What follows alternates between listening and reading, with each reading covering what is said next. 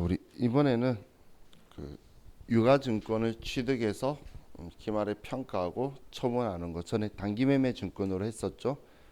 근데 단기매매 증권하고 이번에 매도가능 증권 분류하는 거하고 두 개를 비교하면서 양쪽으로 좀 볼게요. 두 개 성격 차이도 질문을 많이 하고 분계 문제도 많이 나오니까 예를 가지고 볼게요. 우리 회사가 천주의 주식을 매입하는데 액면가액이 1,000원이고 그리고 시장에 형성된 시가가 1,200원이고 그리고 취득하는데 취득 수수료가 10만 원이 같이 들어갔다라고 볼게요. 자, 이렇게 유가증권 취득할 때에 우리가 왼쪽에는 단기매매 증권으로 분류하는 경우, 오른쪽에는 매도하는 증권으로 분류하는 경우로 해서 양쪽으로 내려가 볼게요. 자, 첫 번째, 우리 회사가 취득을 해요. 자, 단기매매 증권은 우리가 차변에 단기매매 증권이다. 자, 줄여 쓸게요. 자, 우리가 유가증권을 취득할 때에 액면가액에 살 수 있다라고 했나요? 액면가액에 살 수 있는 거 없다라고 했죠. 만약에 그런 거 보이면 저 잊지 말라 그랬어요. 그만큼 불가능하죠. 그러면 액면가액 알려주는 건 우리한테 필요 없는 정보예요. 자, 그럼 우리는 주당 1,200원에 1,000주니까 120만 원이고 취득 수수료 10만 원까지 해서 130만 원을 줄 건데, 그런데 이 단기매매 증권은 취득 시 부대 비용을 취득원가에 포함하지 않는 유일한 계정 과목이에요. 그래서 얘는 유가증권 매입 가격만 120만 원만 우리가 단기매매 증권으로 처리하고 취득 수수료 10만 원은 수수료 비용 그리고 영업외 비용이 900번대로 이렇게 처리를 할 거예요. 그럼 오른쪽에는 취득을 하는데 우리가 장부에 이 계정 과목을 매도 가능 증권이라는 계정 과목으로 썼어요. 자, 대금 지급은 130만 원을 하는데, 자, 이 매도 가능 증권은 그냥 일반 자산이에요. 우리 유가증권은 우리한테 자산이죠. 단기매매 증권이 아니죠. 그럼 취득 시 부대 비용을 원가에 포함시킬 거예요. 이 계정 과목 처리할 거라는 거예요. 그래서 얘는 130만 원이다라고 장부에 써둘 거예요. 제가 계속 이런 표현하죠. 모든 자산은 취득 시 부대 비용을 원가에 포함하는데 단기매매 증권만 예외 사항이다라고. 그죠? 그래서 신원가에 포함한다. 얘도 이렇게 처리를 할 거예요. 자, 이걸 가지고 우리가 기말에 평가를 하는데, 기말에 공정가액으로 자, 이걸 외부 이용자한테 단기매매 증권이든 매도 가능 증권이든 얘가 얼마짜리다라고 외부 이용자한테 보여줄 거예요. 근데 기말에 봤더니 자, 단기매매 유가증권의 공정가액이 주당 1,400원으로 올랐다라고 볼게요. 그러면 우리는 외부 이용자한테 단기매매 증권이든 매도 가능 증권이든 140만 원으로 보여줘야 한다는 거예요. 자, 그럼 우리가 기말에 평가를 하면, 자, 단기매매 증권은 지금 장부에 120만 원 적혀 있으니까 20만 원을 더 올려줘야 되겠죠. 그래서 차변에 단기매매 증권 20만 원을 더 올려줄 거예요. 자, 그리고 대변에 우리가 이유를 쓰는 건 단기매매 증권 평가 이익이다 10만 원 이렇게 적어서 단기매매 증권의 금액을 높여줄 거예요. 자, 그럼 자, 매도 가능 증권도 기말 평가를 할 건데, 자, 얘도 외부 이용자한테 매도 가능 증권을 140만 원으로 보여줘야 돼요. 그럼 지금 장부에는 130만 원 적혀 있으니까 10만 원을 높여줘야 되겠죠. 그래서 차변에 자, 매도 가능 증권을 10만 원을 높여주고 대변에는 매도 가능 증권 평가 이익 10만 원이다. 이렇게 써서 장부에서 매도 가능 증권의 금액을 높여줄 거예요. 자, 근데 여기에서 우리한테 중요한 부분이 자, 먼저 단기 매매 증권 평가 이익의 성격은 얘는 뭐였죠? 얘 성격은 영업 외 수익인 우리 900번 되었죠. 단기 매매 증권하고 관련된 건 전부 다 영업 외 수익 비용이었어요. 자, 그럼 기억 안 나신 분들은 이제 기억하셔야 돼요. 이런 시험에 엄청 자주 물어봐요. 자, 그럼 매도 가능 증권 평가 이익을 볼게요. 자, 지금 평가에서 이익 봤다는 건 실제로 일어난 거 아니죠? 실제로 일어난 거 아니면 원래 수익 비용으로 처리하면 안 돼요. 돈 번 게 아닌데 수익 비용 처리하면 법인이 돈 벌었다고 하면 주주들이 배당해 달라고 할 거예요. 그럼 말도 안 되죠. 주주도 나한테 돈 들어온 게 아니니까. 그럼 실제로 일어나지 않은 미실현 보유 손익을 모아두는 곳이 우리 자본의 기타 포괄 손익 누계액이라는 곳이에요. 그래서 매도 가능 증권은 얘는 성격이 300번대 자본인 기타 포괄 손익 누계액으로 분류를 할 거예요. 자, 얘 성격을 여러분들이 꼭 기억을 하셔야 돼요. 근데 얘가 원칙이에요. 실제로 일어나지 않은 미실현 보유 손익은 기타 포괄 손익 누계액에 모아둬야 되는 거예요. 근데 단기 매매 증권은 지금 즉시 매각할 거라는 그런 기준 때문에 이걸 우리는 수익 비용으로 즉시 바로바로 처리를 하는 거예요. 자, 그럼 자, 이렇게 평가를 해뒀다가 자, 우리 회사가 처분을 해요. 처분을 하는데 한 주당 1,000원에 처분을 한다라고 볼게요.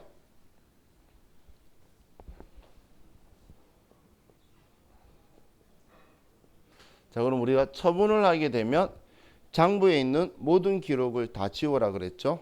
그 모든이라는 건 자산, 부채, 자본이고 제거하는 거는 우리 장부에 적혀 있던 위치에 반대쪽에 써주는 거예요. 서로. 자, 그럼 단기 매매 증권에 대한 흔적, 자산, 부채, 자본을 찾아보면 단기 매매 증권 400만 원만 있고 나머지는 수익 비용이라서 관계 계정이 없어요. 그러면 대변에 단기 매매 증권 140만 원을 써주면 단기 매매 증권의 흔적이 사라지게 되죠.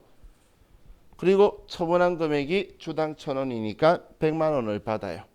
그럼 차변에 현금으로 100만 원을 받으면 차이 나는 이 40만 원만큼 단기 매매 증권 처분 손실이라는 계정 과목을 쓰게 될 거예요.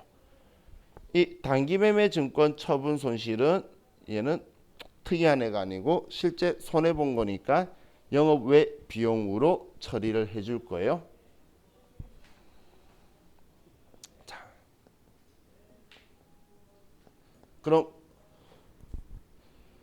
매도 가능 증권을 처분을 하면 매도 가능 증권도 장부에 매도 가능 증권은 130인데 10만 원 올려서 140만 원이라 적혀 있겠죠. 그래서 대변에 매도 가능 증권 140만 원이다라고 써서 매도 가능 증권은 지웠는데 근데 여기에 보니까 매도 가능 증권 평가 이익이라는 계정 과목이 자본 성격으로 해서 여기에 들어가 있네요. 그럼 얘 지워줘야 되지. 자산 부채 자본은 안 지우면 우리가 그 지워지지 않는다라고 했죠. 그래서 얘를 팔았으니까 우리가 지워줘야 된다는 거예요. 그래서 얘 지우려면 반대인 차변에 그래서 차변에 매도 가능 증권 평가 이익 10만 원이다를 이렇게 지워줘야 모든 계정 과목을 다 지워주게 되는 거예요. 자, 그럼 이제 매도 가능 증권에 대한 흔적을 지웠으니까 내가 돈 받는 거 써요. 차변에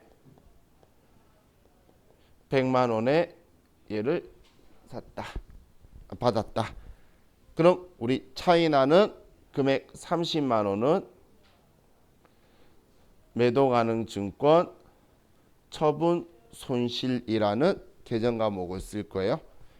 자, 앞에 평가했을 때는 실제로 안 일어난 거였지만 지금 팔면서 손해 본 거는 실제로 일어난 거죠. 그래서 이제 얘는 유가증권을 우리 회사 제조업이 사고 파는 건 영업활동일 수가 없어요. 그래서 영업 외 비용으로 처리를 할 거예요. 얘 성격은. 자, 그럼 지금 매도 가능 증권은 자, 얘가 좀 특이해 보일 수도 있지만 얘가 정확해요. 우리가 이 매도 가능 증권 살 때 얼마 주고 샀죠? 산 금액이 130만 원 주고 샀죠. 근데 지금 얼마 팔았죠? 100만 원에 팔았잖아요. 그래서 마지막에 30만 원 손해다라고 정확하게 나오는 방식이에요. 매도 가능 증권은 사왔을 때부터 판매하기 직전까지는 수익 비용을 전혀 인식을 안 해요. 가격이 몇 년간 가지고 있으면서 평가의 평가 손실이 발생하더라도 수익 비용을 인식 안 하다가 마지막에 한 방에 인식할 거예요. 그러면 우리는 항상 취득 원가하고 처분할 때하고 이 두 개의 차익이 나오게 되는 방식이 우리 매도 가능 증권인데, 단기 매매 증권은 수익 비용으로 그때그때 즉시 다 처리해 버리기 때문에 처분 손익은 바로 앞에 평가를 했다면 그 평가했을 때 거와 지금 처분했을 때 차이가 바로바로 뜨게 돼요. 근데 이렇게 봤을 때 얘는 40만 원 손해고 얘는 30만 원 손해다, 그런 거 아니에요. 매도 가능 증권은 딱 마지막 한 번에 30만 원만 손해다라고 하고 그 이전에는 아무 손익을 인식 안 했죠. 근데 단기 매매 증권은 10만 원 비용이고 40만 원 손해 비용이고, 그럼 비용은 50인데 이 앞에 이익을 여기 왜 10만 원 썼지? 20만 원이죠. 제가 잘못 썼죠. 20만 원 이익이죠. 그러면 50만 원의 비용에 20만 원 이익이면 순액하면 30만 원이 손해되는 건 똑같다는 거예요. 근데 얘 둘이는 차이가 언제 손익을 인식하냐, 타이밍의 차이인 거지, 순액으로 하면 30만 원 손해인 거는 똑같은 거예요. 어차피 차변에 비용 처리한 게 총 50이고 대변에 수익 처리한 게 20이기 때문에 순액으로 하면 30인 건 똑같죠. 그죠?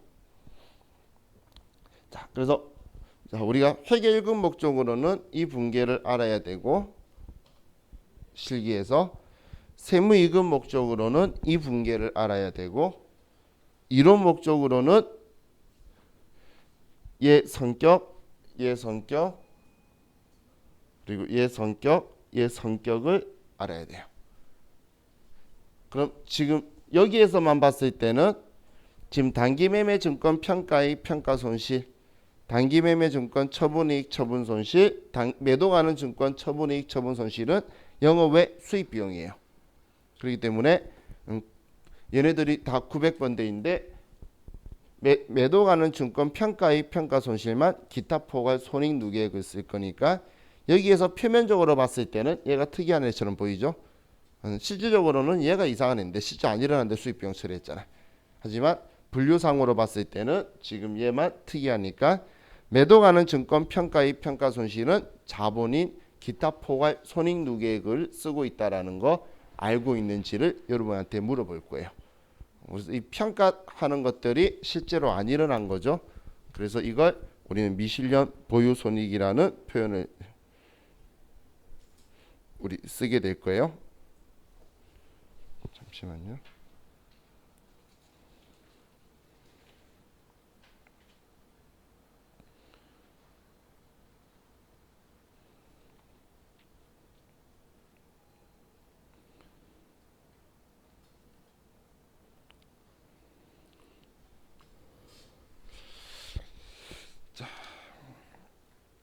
그럼 우리 유가증권은 우리 이번엔 여기까지만 보고 더 자세히는 다음 책 바꿨을 때 한 번 더 보면서 볼게요. 자, 그럼 우리 178페이지에 가서 유가증권의 평가 방법을 볼게요. 자, 지금 이렇게 분개하고 나중에 계속 문제를 풀다 보면 이 유가증권은 공정가액으로만 평가하는구나 라고 오해할 수가 있겠죠. 근데 공정가액으로 평가하는 건 이 두 개밖에 없어요. 우리 앞 시간에 했던 유가증권의 종류를 제가 네 가지를 이야기했죠. 근데 네 가지 중에 이 두 개, 이거 말고는 다 공정가액을 평가하는 게 아니기 때문에, 근데 여러분들이 오해하기가 딱 좋죠. 그래서 시험에서 오답 지문으로 유가증권의 평가는 공정가액으로 한다, 이렇게 공정가액으로만 한다고 나오면 오답 지문이에요. 자, 그럼 유가증권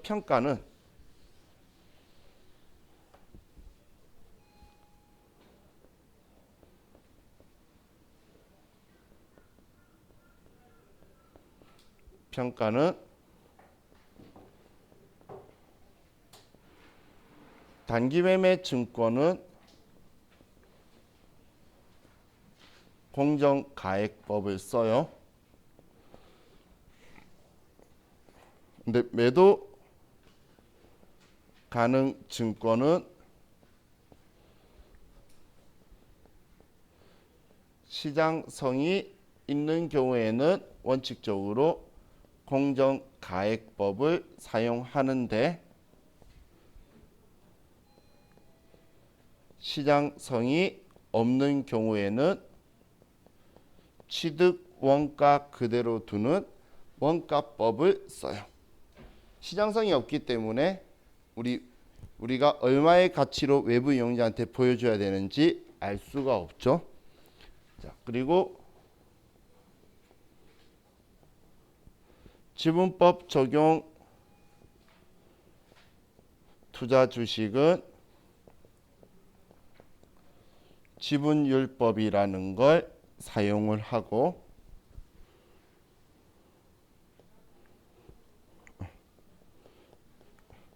만기 보유 증권은 상각 후 원가법이라는 걸로 외부 이용자한테 보여줄 거예요. 자, 그럼 이렇게 쓰고 나서 보니까 공정가액법으로 쓰는 건 이 두 경우밖에 없죠. 그럼 단기매매 증권은 무조건 공정가액으로 평가를 해야 되는 건데, 매도 가능 증권인 경우에는 시장성 있는 경우는 원칙적으로 공정가액 평가를 해서 외부 이용자한테 그 금액으로 보여줄 건데, 시장성이 없으면 우리가 보여줄 공정한 금액이 없겠죠. 그러면 취득원가 그대로더라는 게 원가법인 거고, 지분법 적용 투자 주식이라는 건 우리가 주식 가지고 있으면 그 회사의 가치를 측정한 후에 그 지분율만큼을 우리가 계산해서 가치로 평가할 거예요. 그리고 만기 보유 증권이라는 것, 상각 후 원가법은 저와 같이 사채 이야기하면서 할 유효 이자율법이라는 걸 사용을 해서 우리가 만기 보유 증권의 금액을 변화시켜서 외부 이용자한테 보여주게 될 거예요. 자, 이게 우리 유가증권의 평가하는 방법이다라고 보시면 돼요.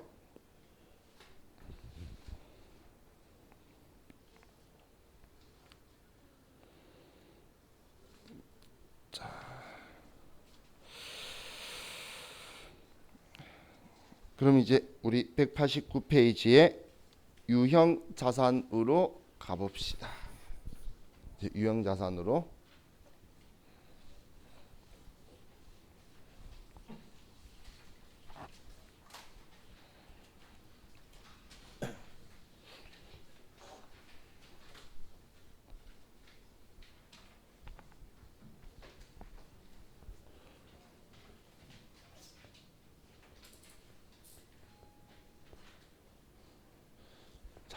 유형 자산은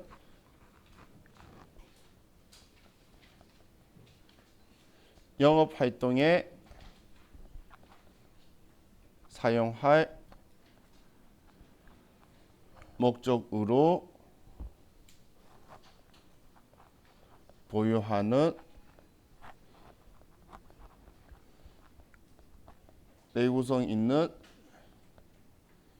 유형의 자산을 유형자산이라고 해요. 우리 회사가 영업활동에 사용할 목적으로 내구성 있는 이야기는 1년 이상에 걸쳐서 2년, 3년 이렇게 오랫동안 쓰는 형체가 있는 우리 자산을 우리는 유형자산이다라고 표현을 할 거예요.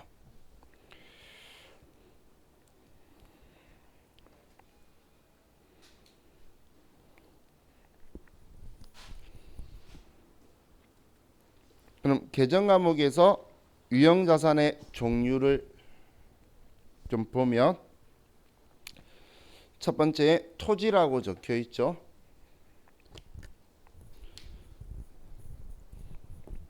자, 우리가 투자 자산 하면서 투자 부동산 하면서 이야기를 했었었는데, 우리가 영업 활동에 사용할 목적으로 공장 건물 짓기 위해서 본사 사옥을 짓기 위해서 그런 목적으로 우리가 땅을 취득하면 장부에 토지라는 계정 과목을 쓸 거예요.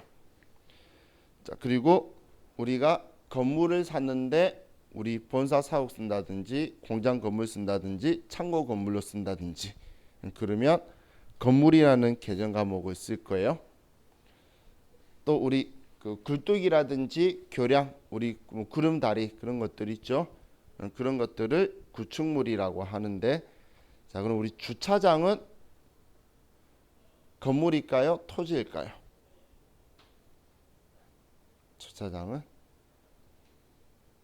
느낌이 모호하죠.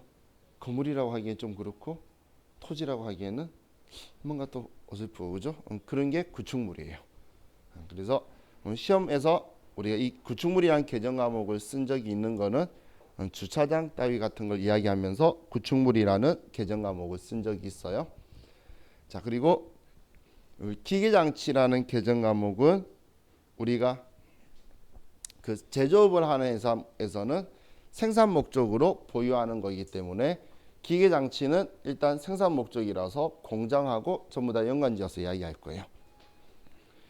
자, 그리고 건설 중인 자산이라는 것, 얘는 임시 성격의 유형 자산 계정 과목으로 우리가 그 외부에서 사오는 게 아니고 우리가 직접 만들 때 외부에서 사오면 취득 시 부대 비용을 원가에 다 포함시킬 거라 그랬죠. 그런데 우리가 직접 만들면 그럼 얘한테 들어간 돈을 모아둬야지 나중에 완성했을 때 돈 얼마 들어간지 알 거잖아요. 그걸 모아두는 임시 성격의 계정 과목이에요. 자, 그리고 기타의 차량 운반구라고 적혀 있죠. 이거는 우리가 승용차든 버스든 우리 트럭이든 화물차든 오토바이든 전부 다 차량 운반구라는 계정 과목을 사용할 거예요.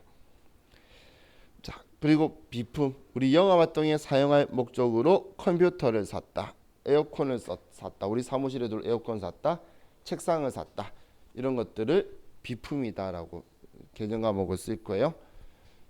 자, 우리 비품하고 소모품하고 비교 생각하시면 돼요. 1년 이상에 걸쳐 가지고 사용할 거면 비품이고 1년 이내 그냥 짧게 쓸 것 같으면 소모품으로 처리한다고 보시면 돼요. 그렇게 기준점을 잡으시면 돼요. 자, 계정 과목은 그냥 이 정도까지만 얘네들은 구경을 하면 되고,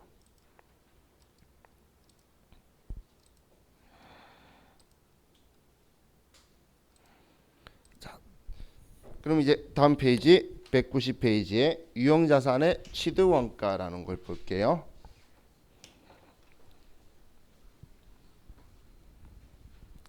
자, 그럼 이 유형자산도 취득 시점이라는 걸 우리가 먼저 인지를 해야 되는데, 이 취득 시점은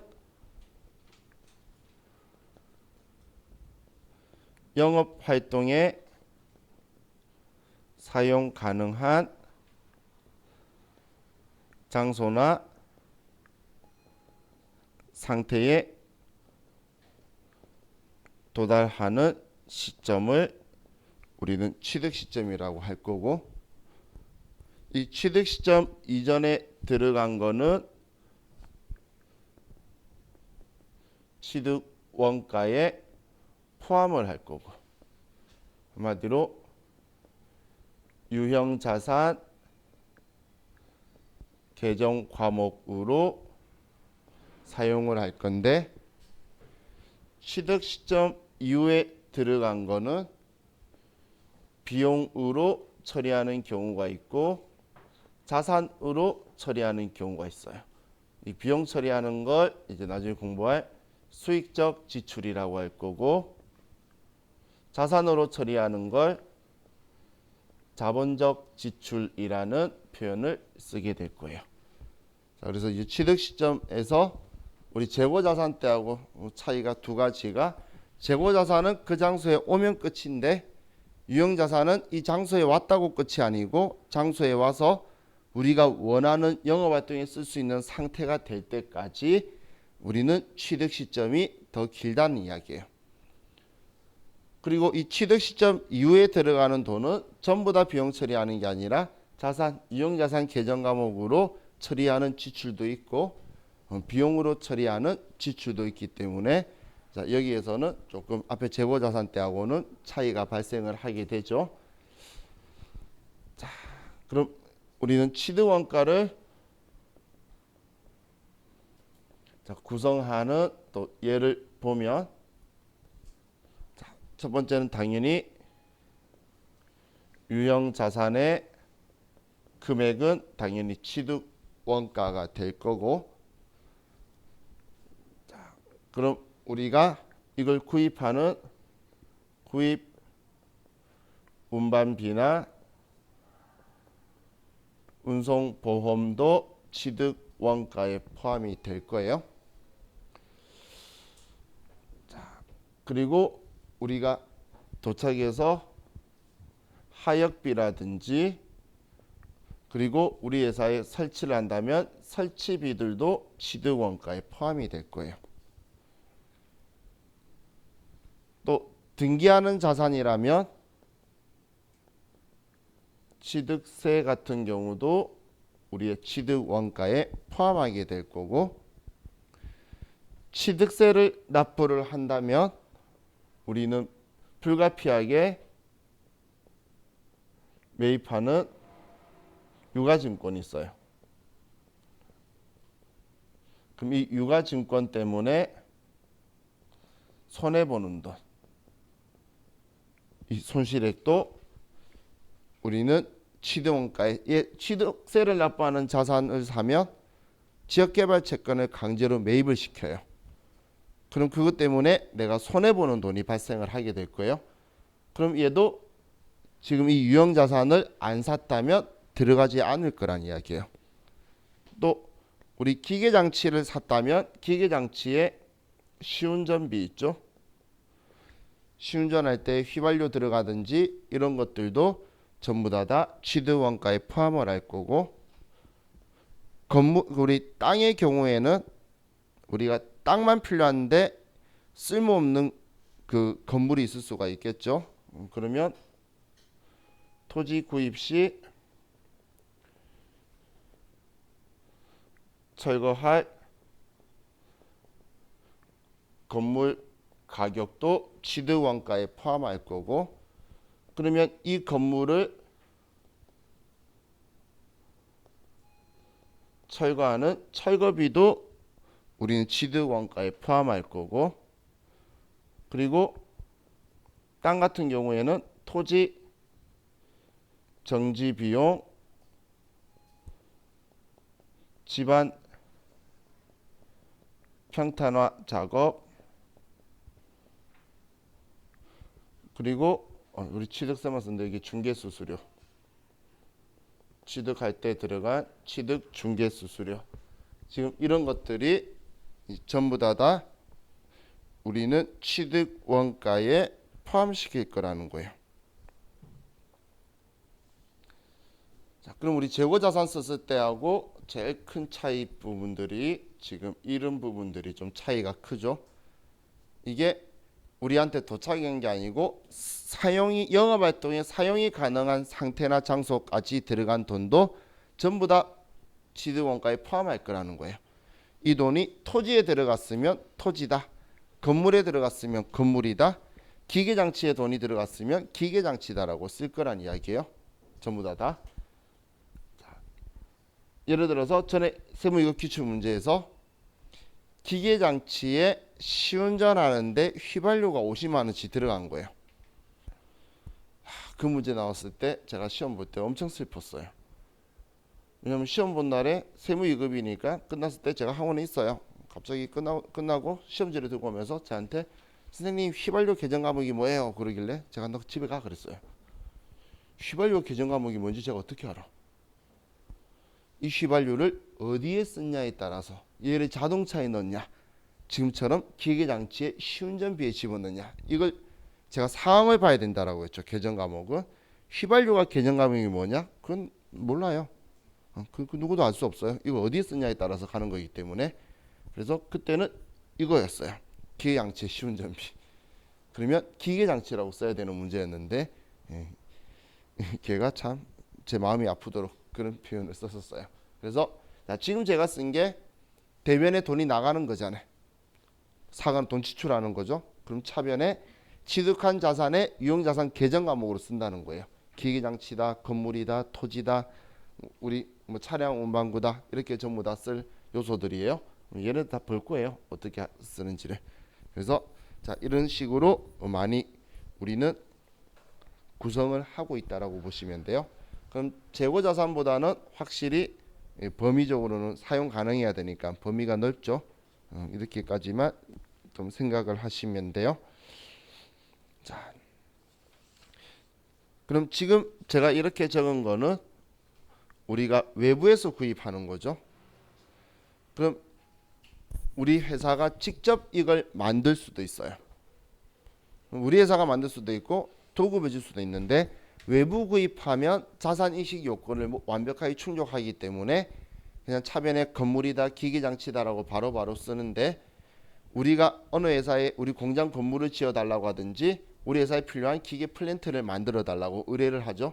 그러면 그때는 완성해서 우리 영업 활동에 쓸 수 있을 때 그 시점에 우리가 취득 시점이 되게 돼요.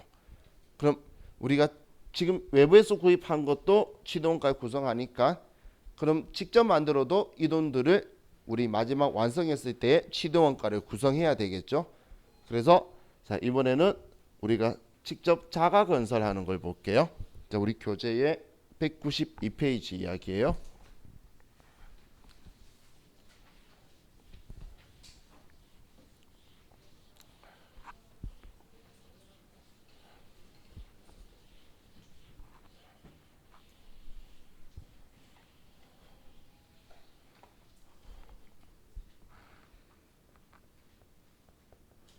회계에서 건설이라는 표현은 제작이라는 뜻이에요.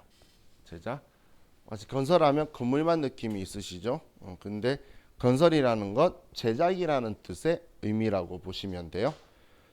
자, 그럼 우리 자가 제작이다라고 이제 표현을 하는데, 자, 우리 회사가 건물을 짓는데 신축을 하는데 도급 금액이 예를 들어 1억 원이고 그래서 이걸 계약금을 5천만 원을 지급하고 중도금 3천만 원을 지급하고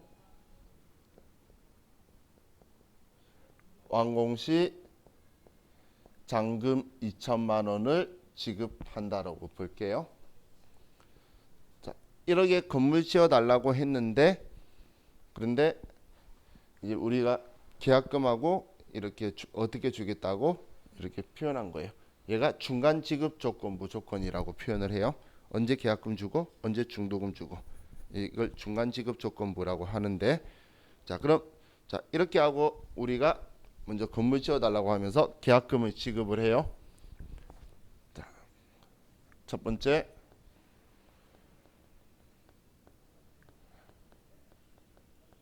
자, 계약금 5천만 원을 지급을 했어요.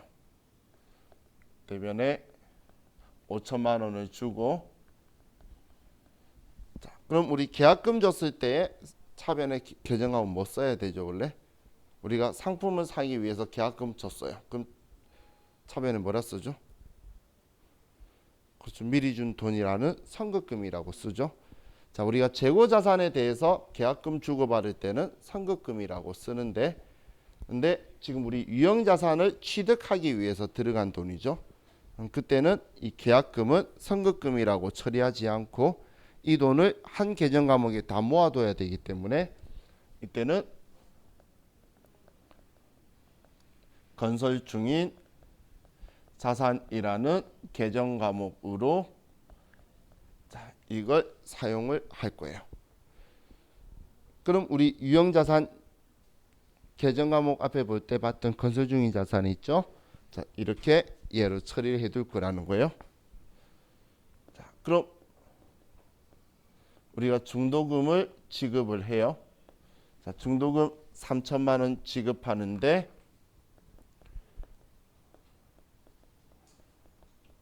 자, 그럼 이 중도금 줄 때도 지금 이 건설 중인 자산이란 계정 과목은 우리가 자각 제작을 할 때에 얘가 완성될 때까지 들어간 모든 부대 비용을 모아두는 계정 과목이에요. 그럼 당연히 중도금도 우리는 건설 중인 자산이라는 계정 과목으로 써두게 될 거예요. 이렇게. 자, 근데 우리 회사가 예를 들어서 이 8천만 원을 은행에서 돈을 빌려와서 준 거라고 볼게요. 그럼 빌려왔으면 이자가 나가게 되겠죠. 그 이자를 뭐라고 하냐면 건설 자금 이자라고 표현을 해요. 근데 이 이자는 지금 이 건물을 안 지었으면 나갈 이자가 아니죠. 그렇기 때문에 얘도 우리는 취득 원가에 취득 시점 이전까지는 취득 원가에 포함시킬 건데 뭐 예를 들어서 이자가 100만 원이 나갔어요. 그럼 얘도 취득 원가를 구성할 거기 때문에 얘도 건설 중인 자산이다 100만 원 이렇게 처리를 하고 이렇게 이자를 줬으면 원칙은 이자 비용인데 비용 처리 안 하고 자산으로 처리하고 있죠. 이 이자를 뭐라고 하냐면 이 이자를 자본화 대상 금융 비용이라고 해요. 우리가 이자는 줬으면 이자 비용이고 받았으면 이자 수익인데 이번에 이자를 줬는데 이자 비용이 비용 계정 과목으로 안 쓰고 자산으로 처리했죠. 이걸 자본화 대상 금융 비용이다라고 하는 거예요. 자, 그래서 이제 얘 건물이 거의 다 지어졌나 봐요. 그럼 다 지어지면 이제 준공검사비를 줘야 되겠죠. 자, 준공검사 하면서 돈이 200만 원이 들어갔어요. 그럼 대변에 200만 원이 들어가고 얘도 취득 시점 이전에 들어간 거니까 전부 다 건설 중인 자산 계정 과목에 모아두고 그럼 이제 다 지어졌으면 당연히 취득세 등을 납부를 해야 되겠죠. 우리 뭐 등기 비용이라든지 그럼 얘 또 들어갔다면 200만 들어갔으면 얘도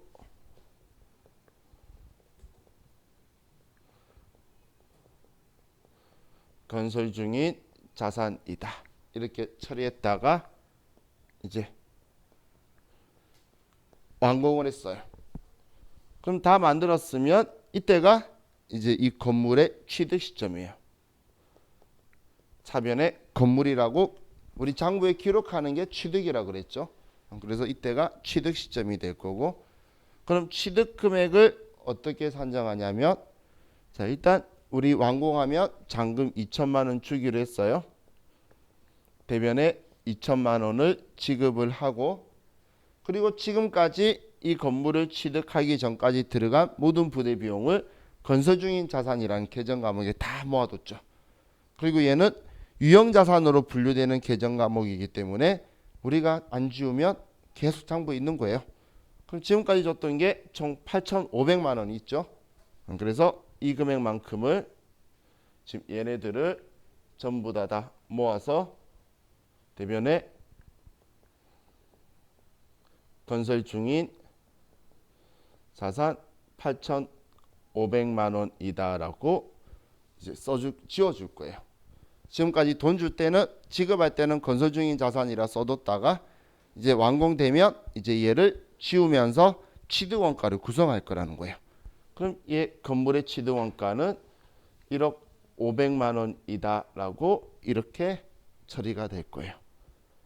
자, 이게 우리 건설 중인 자산을 사용하는 방법이에요. 그럼 시험에서는 자주 나오는 위치가 이 위치. 이자를 이야기하는데 공장 신축하고 있으면서 이자 이야기 나온다. 시험에 자주 뜬 거예요.